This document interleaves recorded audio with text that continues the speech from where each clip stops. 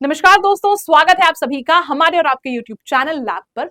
आज का ये वीडियो होने वाला है हर आरआरबी एनटीपीसी यूजी की तैयारी करने वाले स्टूडेंट के लिए बहुत खास, क्योंकि आज के वीडियो में हम करने वाले हैं एक एक्सपेक्टेड क्वेश्चन का सेट।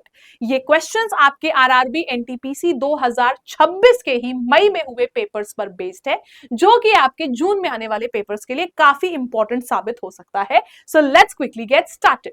सबसे पहला क्वेश्चन हमारे सामने आता है ये क्वेश्चन है हमारे पास एक बहुत ही छोटे से टॉपिक का। टॉपिक है odd one out.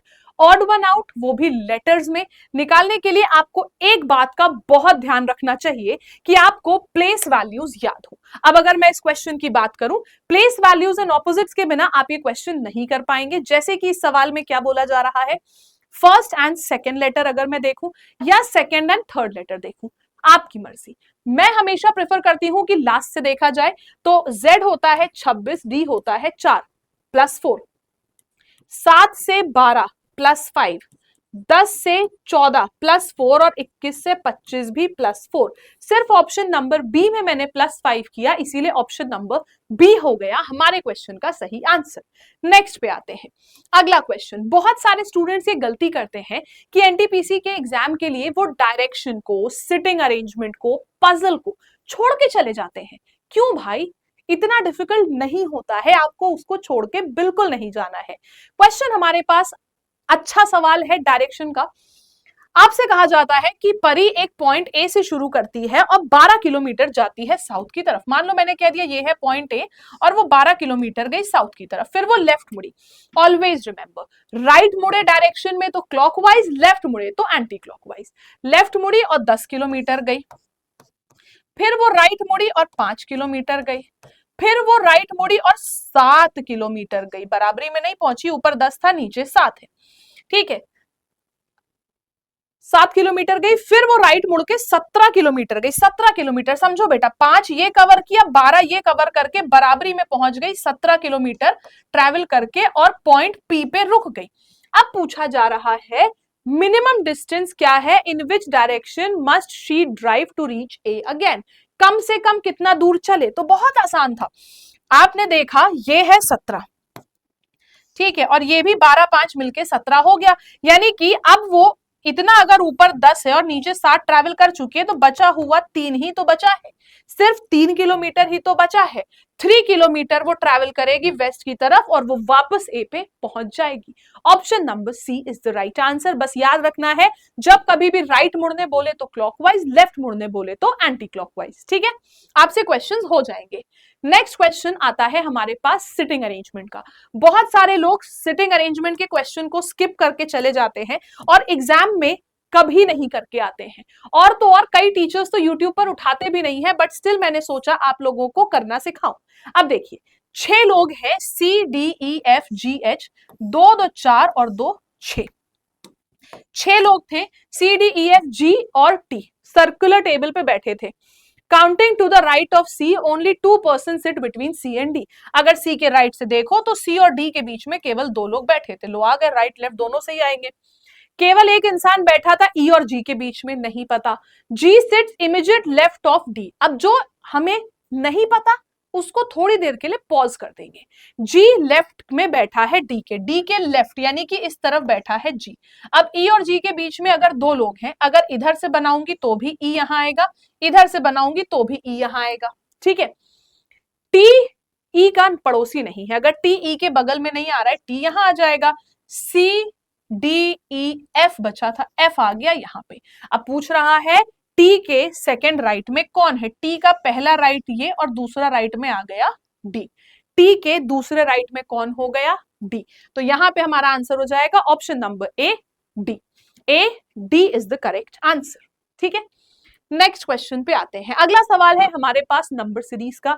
Series, analogy, odd one out, ये सब ऐसे कॉमन टॉपिक्स हैं जो हर एक शिफ्ट में आपको देखने को मिलेंगे। बहुत ही आसान सा क्वेश्चन है, लेट्स डू।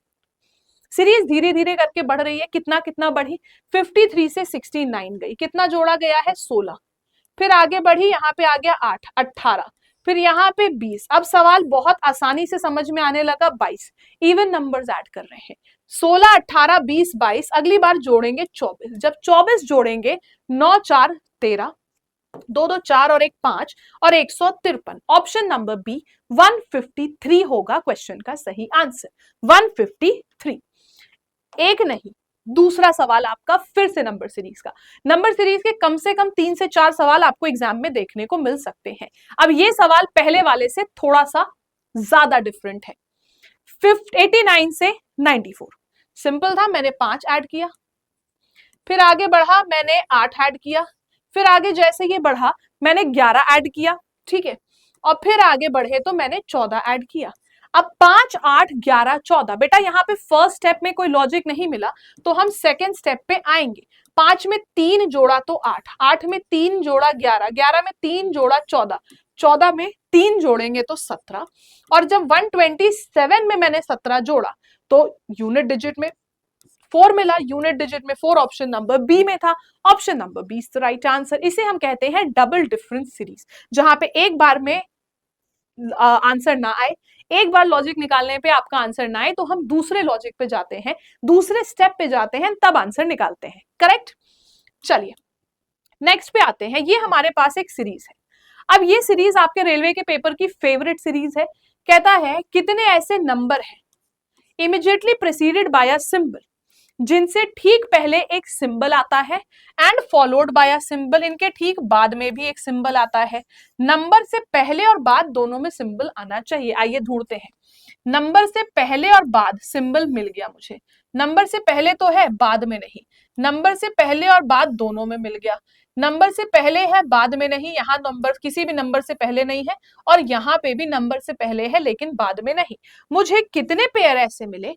मात्र 2 पेयर। 2 पेयर ऐसे मिले तो option number C 2 is the right answer. बस प्रीसीडेड एंड सक्सीडेड का या फॉलोड का आपको मतलब पता होना चाहिए। प्रीसीड, प्री का पेपर पहले होता है तो मतलब वो पहले आएगा। फिर सक्सीड, सक्सेस बाद में मिलती है तो वो सक्सेस बाद में मिलेगी, यानी कि सक्सीड बाद में आएगा। ठीक है। नेक्स्ट एक और क्वेश्चन सेम पैटर्न का। यहां सवाल कहता है कितने सिंबल हैं जिनसे पहले एक सिंबल है और जिनके बाद में एक नंबर है। अब ध्यान देना, हमें ढूंढना क्या है? सिंबल, सिंबल और नंबर का पेयर। सिंबल के बाद सिंबल नहीं, नहीं, सिंबल, सिंबल और नंबर नहीं मिला, सिंबल, सिंबल, नंबर नहीं मिला, हमको सिंबल, सिंबल, नंबर का एक ये पेयर मिला, फिर 2 सिंबल एक नंबर का पेयर, 2 सिंबल नंबर का पेयर, फिर आगे 2 सिंबल नंबर का पेयर नहीं है। हमने क्या देखा? हमें ऐसे 3 पेयर मिले, हमें ऐसे 3 पेयर मिले। ठीक है, 2 सिंबल और एक नंबर। दूसरा हमको मिला ये, और लास्ट वाला हमको मिला एक पेयर, ये मिला, दूसरा मिला ये, और 2 सिंबल और एक नंबर। आई एम सॉरी, मैंने 2 नंबर और एक सिंबल गलती से कर दिया, तो यहाँ पे हमको 2 ऐसे मिले, 2 ऐसे पेयर मिले, तो यहाँ पे 2 हो जाएगा क्वेश्चन का सही आंसर। करेक्ट। नेक्स्ट क्वेश्चन पे आते हैं। नेक्स्ट ये सवाल है हमारे इंग्लिश अल्फाबेटिकल सीरीज के, जहां पे ABCD की प्लेस वैल्यूज के बिना कुछ नहीं हो सकता है। तो आइए देखते हैं। CEGI प्लेस वैल्यूज 3 5 7 9, 2 2 जोड़ा, 9 में 2 जोड़ेंगे 11, यानी कि के।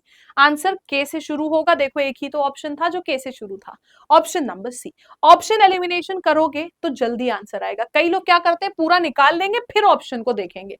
ऑप्शन को पहले देखो, तब आप करोगे, तब मजा आएगी क्वेश्चन को करने में।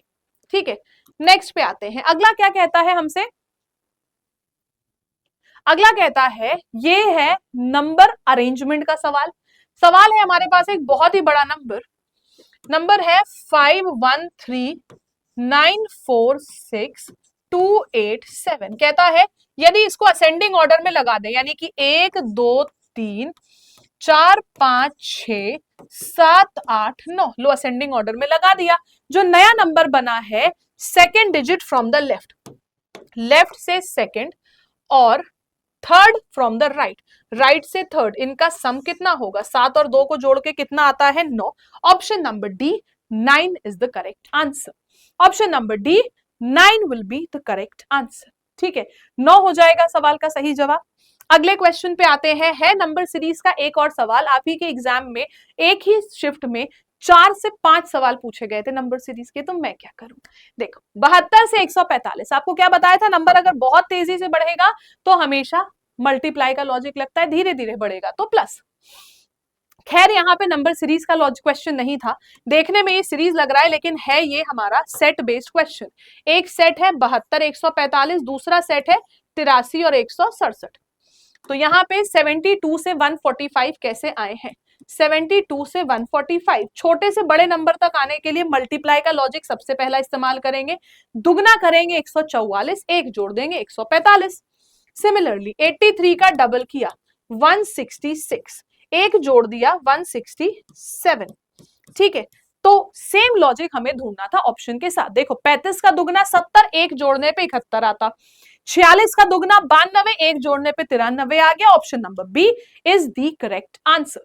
बी हो जाएगा हमारे सवाल का सही जवाब। तो यहाँ पे इसी तरीके के बहुत ढेर सारे ऐसे शॉर्ट सेशंस मैंने प्लान कर रखे हैं आपके लिए, आरआरबी एनटीपीसी अंडर ग्रेजुएट के एग्जाम्स के लिए। जो भी स्टूडेंट उसकी तैयारी कर रहे हैं, चैनल को तुरंत सब्सक्राइब कर लें, क्योंकि अगले कुछ दिनों तक लगातार मैं आपके लिए ऐसे ही एक्सपेक्टेड क्वेश्चंस की सीरीज लेके आऊंगी। आई होप आप लोगों को ये अच्छा लगा है। अगर अच्छा लगा है और अगर समझ में आया है तो आपके लिए होमवर्क में एक क्वेश्चन देके जा रही हूं।